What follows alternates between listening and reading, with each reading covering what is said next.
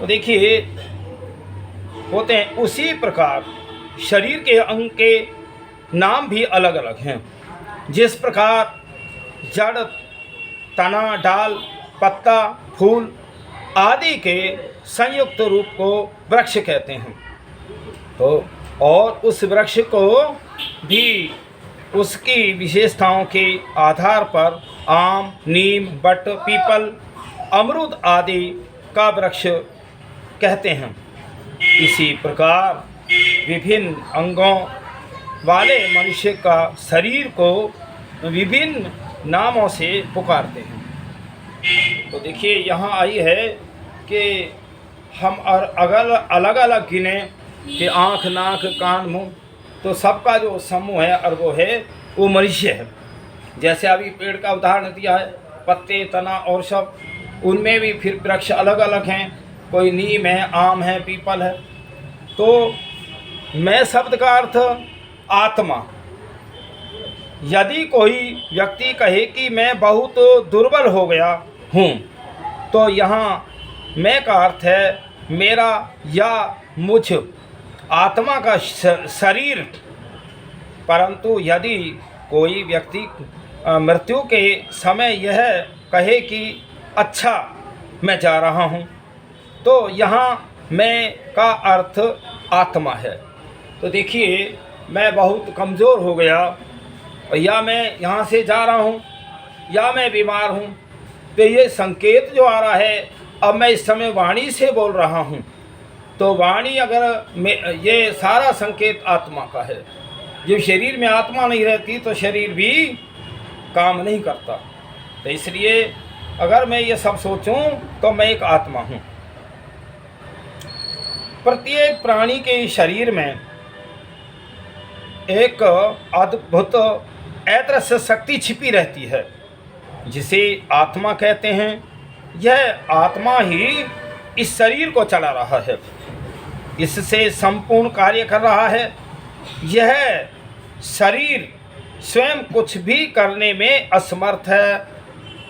शरीर तो कुछ कर ही नहीं सकता। अगर शरीर ही करता रहता तो शरीर की मृत्यु क्यों होती? जब शरीर को आत्मा छोड़ देती है तब कहते हैं इसकी मृत्यु हो गई। शरीर में जब तक आत्मा का निवास रहता है तभी तक यह शरीर देखता है, सुनता है, हंसता है, बोलता है, चलता फिरता है, भोग विलास करता है, तो अध्ययन लेखन करता है, योग साधना करता है, सुख दुख का अनुभव करता है और स्वस्थ सुंदर रहता है। परंतु जैसे ही आत्मा इस शरीर से निकल जाता है तो वैसे ही यह शरीर एक ओर लुढ़क जाता है।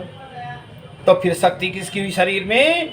आत्मा की। संचालन करता है कौन है? आत्मा। इसका देखना, हंसना, बोलना, चलना, फिरना आदि सभी कार्य बंद हो जाते हैं और यह अति अधिक सुंदर शरीर गलने सड़ने लगता है।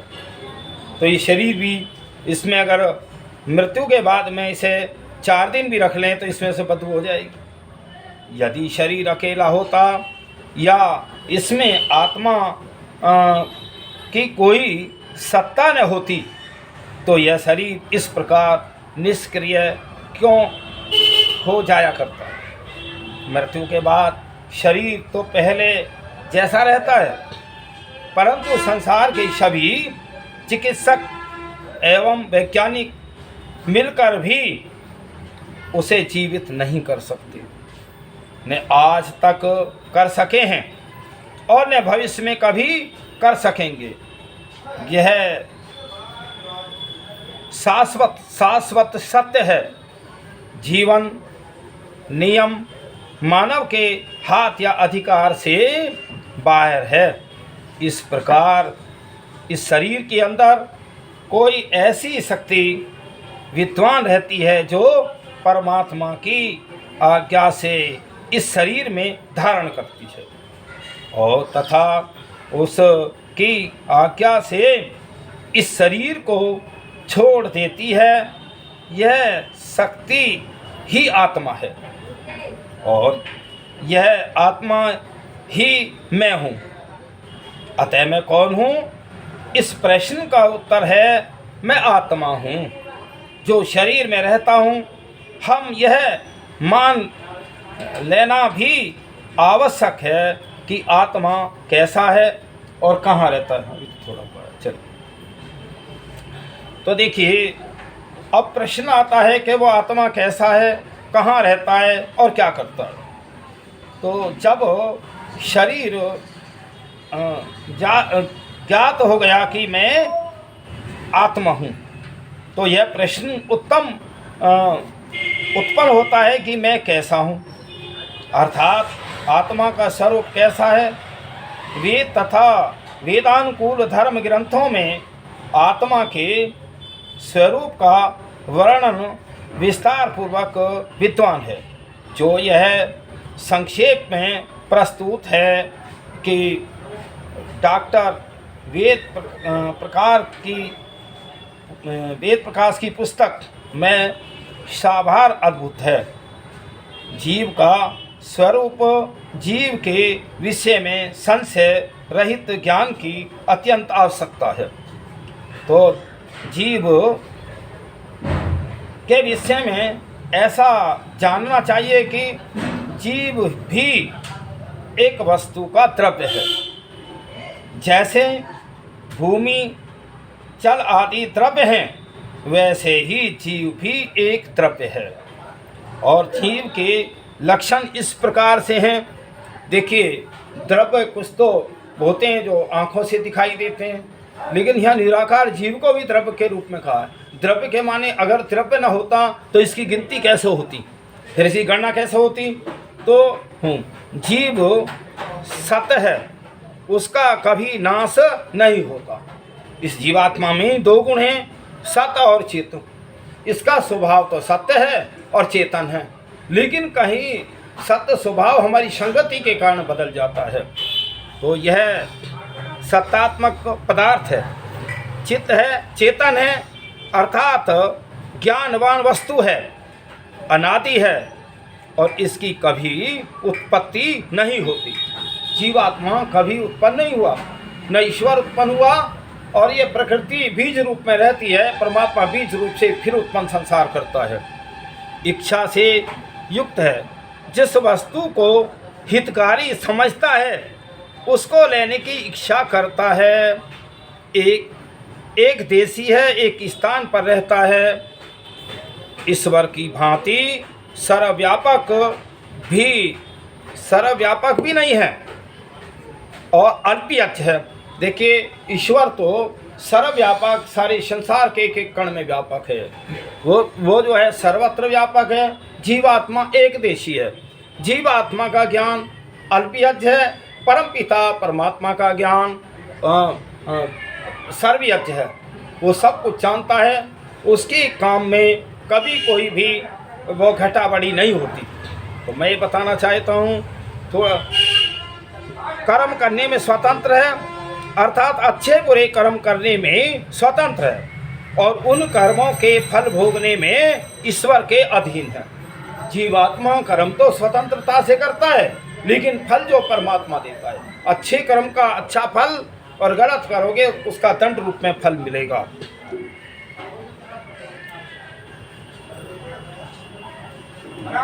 जब जीवात्मा अपने स्वरूप को अच्छे प्रकार से जान लेते हैं तो वह मन और इंद्रियों के अपने अधिकार में कर लेता है। जब ये जानता है कि भाई ये इससे पाप है, इससे मैं दंडित होऊंगा, तो फिर आत्मा जो है इंद्रियों को इधर उधर नहीं जाने देता, भटकने नहीं देता। तो अपने नियंत्रण में कर लेता है। इससे भिन्न स्थिति में विमान चालक अपने अभीष्ट लक्ष्य पर नहीं पहुंच सकता। यही बात योग के विषय में है भी जाननी चाहिए कि जो व्यक्ति अपने शरीर, इंद्रियां, मन आदि साधनों को ठीक प्रकार से जानता है और अपने स्वरूप को भी ठीक प्रकार से जानता है वही अपने लक्ष्य ब्रह्म प्राप्ति को प्राप्त कर सकता है। तो देखिए, ये सब जब तक हम बाहर के विषयों में भटक रहे हैं और परमात्मा को नहीं जान रहे, स्वाध्याय नहीं कर रहे, ऋषि मुनियों के सानिध्य में नहीं जा रहे, तो परमात्मा को भी नहीं जान सकते। परमात्मा तो दूसरा नंबर है, पहले मैं अपने को भी नहीं जान सकता मैं कौन हूँ। मैं केवल ये समझता हूँ ये शरीर ही है बस। तो यहाँ फिर प्रश्न आया है कि लक्ष्य ब्रह्म प्राप्ति को कर पाता है, अन्य नहीं। इसी बात को समझाने के लिए उपनिषद में कहा है कि मैं मनुष्य, तू आत्मा को रथी जान और शरीर को रथ जान, बुद्धि को सारथी जान, मन को लगाम जान, फिर इसका प्रयोग कर। जो साधक आत्मा के स्वरूप को और शरीर आदि साधनों को अच्छे प्रकार से नहीं जानते, वे यही कहते हैं कि मेरा मन नहीं मानता, आखिर अधिकार में नहीं रहता, मेरी इच्छा के बिना स्वयं विषयों की ओर चला जाता है। तो इस अवस्था में योग अभ्यासी योग मार्ग में सफल नहीं हो पाते कि जब व्यक्ति आत्मा के स्वरूप को ठीक प्रकार से जान लेते हैं तो चित्त की वृत्तियों के निरोध करने में निश्चित रूपेण सफलता प्राप्त करते हैं। एक बात आई है, जैसे सारथी होता है और वो रथ चलाता है, घोड़े होते हैं, अगर सारथी की लगाम ढीली हो तो घोड़े जो है रथ को कहीं गड्ढे में डाल देंगे। इसी प्रकार जो हमारी मन रूपी लगाम ढीली रहेगी तो इंद्रियां रूपी घोड़े वो कहीं भी इस शरीर रूपी रथ को ले जाएंगे और कहीं गलत कार्य करा देंगे। तो इसलिए हमें अपने मन पर भी कंट्रोल करना चाहिए। और ये सारी बातें आएंगी वेदों से, और दुनिया में भी शांति आएगी वेदों से आएगी, वेद के चलने से आएगी, वेद के मार्ग पर चलने से आएगी। जीव लक्षण स्वरूप क्या है, हम कैसे माने जीव के लक्षण क्या हैं? तो देखिए, जीव के लक्षण 6 होते हैं जीव में। चींटी भी है, वो भी जानती है, मनुष्य जानता है, हाथी जानता है। तो मैं इसके जो चेतन अल्पियज क्या गुण है कि जो चेतन है अल्पियज इच्छा, द्वेष, प्रियतन, सुख दुख, ज्ञान गुण वाला तथा नित्य है, वह जीव कहलाता है। और जीवात्मा के पहले 16 गुण परमात्मा से भिन्न हैं। इन्हीं से आत्मा की प्रतीति करना, क्योंकि जीवात्मा स्थूल नहीं है, बहुत सूक्ष्म है। और देखिए, जीवात्मा बहुत सूक्ष्म है, जो ये चींटी भी जानती है। आप नमक और चीनी 2 जगह रख दें तो चींटी नमक नहीं खाएगी, उसी को खाएगी, चीनी को। और जब खम्भे पे चढ़ती है चींटी कितनी बार गिर जाती है, फिर चढ़ती है, फिर गिरती है, फिर चढ़ती है। तो उसमें प्रियतन है, सुख दुख है। और देखिए, जब कोई और चींटी आ जाए उस पे चीनी पे खाने लगे तो वो फिर लड़ती है। तो उसमें जो है राग और द्वेष है, ये जीवात्मा के लक्षण हैं। तो इसलिए इसी प्रकार भाई ये शरीर तो मुझे कर्म करने के लिए साधन है। मान लीजिए अभी मुझे भाई मैं गौतम बुद्ध नगर जिला से बोल रहा हूँ, तो मैं अगर मुझे कहीं दिल्ली जाना, कलकत्ता जाना है, तो गाड़ी जो है मेरे लिए साधन है। अभी नदी चढ़ी हुई है, नदी को पार करने के लिए नाव जो होती है वो साधन है। इस संसार के लोगों, ये जो मनुष्य शरीर है ये तुम्हें इस संसार रूपी सागर से पार करने के लिए मनुष्य जीवन है। इसे व्यर्थ मत खो, व्यर्थ मत गमाओ। कई बार तो संसार के पदार्थों को इकट्ठे करते करते और आदमी की इच्छाएं भी पूरी नहीं होती और वो नाम सत्य हो जाता है। तो ये विचार करो कि मेरा लक्ष्य क्या है, मेरा उद्देश्य क्या है, मैं संसार में क्यों आया हूँ। जब तक ये आप इन बातों को न समझेंगे तो आप अपने जीवन के उद्देश्य को भी नहीं समझ सकते। इसीलिए मैं ये कहता हूँ कि भाई ऋषि मुनियों के ग्रंथों को पढ़ा करो, वेदों को पढ़ा करो। वेदों के पढ़ने से, वेद के मार्ग पे चलने से ही शांति आएगी दुनिया में। तो इसलिए मैं, क्या हुआ अभी तो 20 मिनट हुए हैं, चलिए और चलो। वैदिक काल को देखता हूँ। महर्षि देव दयानंद कहते हैं महाभारत काल के 1000 वर्ष पहले से जो है निरंतर गिरावट आ रही थी। देखिए, जब कहीं भी घर में, परिवार में, राष्ट्र में जब सब साधन बन जाते हैं और आवश्यकता से अधिक धन हो जाता है तो मनुष्य में अवगुण भी हो जाते हैं। कहीं नशे की आदतें, ईर्षा, घमंड, उसी का कारण था कि जो महाभारत काल का युद्ध हुआ जिसमें करोड़ों लोग मारे गए। देखिए एक बात सुनो, आज 8 अरब की जनसंख्या है, 1 करोड़ लोग मर जाएं कोई दिक्कत नहीं है, और 1 करोड़ मर जाए तो बहुत नुकसान हो जाएगा। 1 करोड़ में जितने संसार के वैज्ञानिक हैं और अच्छे डॉक्टर हैं, बुद्धिजीवी हैं, अगर दुनिया से 1 करोड़ चले जाएं तो मैं कहता हूं सारा विज्ञान, सारा सब कुछ ये एक तरह खत्म हो जाएगा या उसमें परिवर्तन हो जाएगा। अब मैं कह रहा था कि 1 करोड़ मर जाएं, 1 करोड़ जितने भिखारी हैं और जो कमा के नहीं खाना चाहते हैं तो इनसे तो कोई फर्क नहीं पड़ रहा, ऐसे चले जाएं। तो मैं ये बताना चाहता हूँ महाभारत काल के युद्ध में जितनी विश्व की क्रीम थी, जो बुद्धिजीवी थे, वैज्ञानिक थे, रिसर्च करता थे, वो ही जो है मृत्यु को, उन्हीं को वो प्राप्त हुई मृत्यु। तो क्योंकि वो तो लड़ने के लिए अच्छे अच्छे लोग गए थे, तो इसलिए वो आज भी हम उसको जो उसकी क्षतिपूर्ति है महाभारत काल के युद्ध की अभी पूरा नहीं करने पाए। उससे पहले वैदिक युग था। और मैं एक बात बताऊं, इस सृष्टि को बने 1 अरब 96 करोड़ 8,53,123 वर्ष हुए, और इतने समय में महाभारत काल तक चक्रवर्ती राज आर्यों का रहा सारे विश्व के अंदर।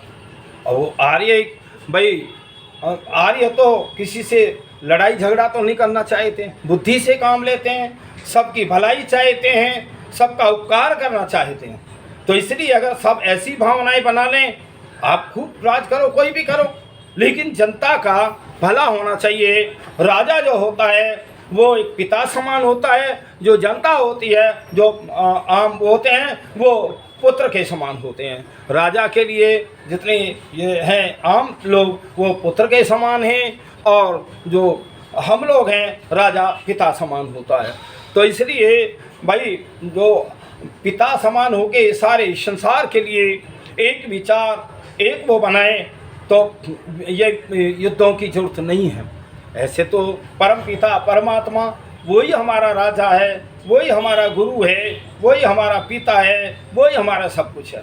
अगर हम उसकी आज्ञा का पालन करें, उसकी आज्ञा वेद है, वेद के मार्ग पे सारी दुनिया के लोग आ जाएं तो सारे झगड़े समाप्त हो जाएंगे।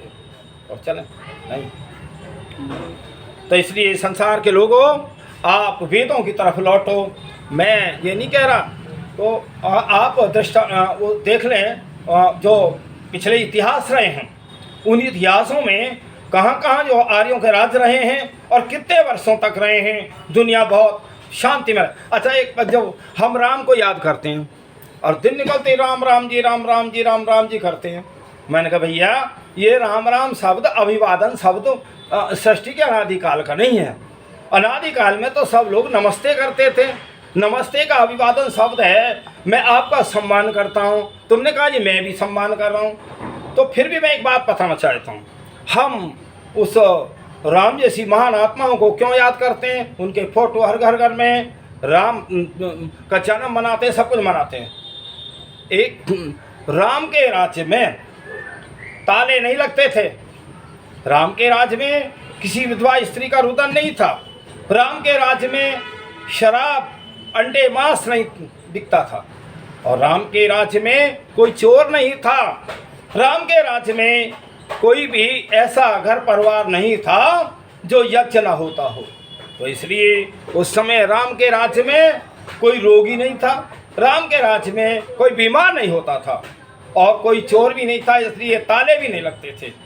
तो मैं बताना चाहता हूँ वो राम कौन थे? राम ने वेदों को पढ़ा था, राम गुरुकुल में पढ़े थे, राम ये समझते थे कि जितनी संसार की वस्तुएं हैं, ये जो संसार है ये मेरे साथ नहीं जा सकता, मैं इसका मालिक भी नहीं बन सकता। इसका मालिक परम पिता परमात्मा है, तो मैं तो निमित्त मात्र एक कर्म करने के लिए आया हूँ, और जैसा कर्म करूँगा उसी वैसा ही मैं फल को प्राप्त होऊंगा। अगर ऐसे विचार सारे संसार के लोग बना लें तो घरों में ताले क्यों लगेंगे? भाई जिसकी चीज़ है उसी की है, और मैं उसको क्यों करूं? एक बात और भी है, बात पे बात आती है। मान लीजिए मुझे कहीं से किसी पटवे में पैसे मिल जाएं और मैंने वो ले लिया काम में, मैंने चोरी तो नहीं किया, ना छीने हैं, लेकिन फिर भी जो उसमें कर्म है, जो जिसके बटुआ गिरा है, कर्म उसी का है, उसमें मेरा कर्म नहीं है। तो इसलिए संसार के लोगों, जो जिसका चीज़ है वो उसी की है, हम ऐसे उस पर आ जाएं तो घरों में ताले नहीं लगेंगे। और तो इसलिए मैं आज का जो विचार है मैं यही समापन करता हूँ। सभी भाई दुनिया वालों, मैं तो विचार मुझे कोई मतांतर से नहीं है, मेरा तो अच्छाई के लिए है, मनुष्य मात्र के लिए है। दुनिया के अंदर शांति कैसे आए और कैसे अच्छे विचार बने, यही मेरी भावनाएं, इसी से मैंने अपना चैनल बनाया है। मैं सभी को ओम शम करता हूँ।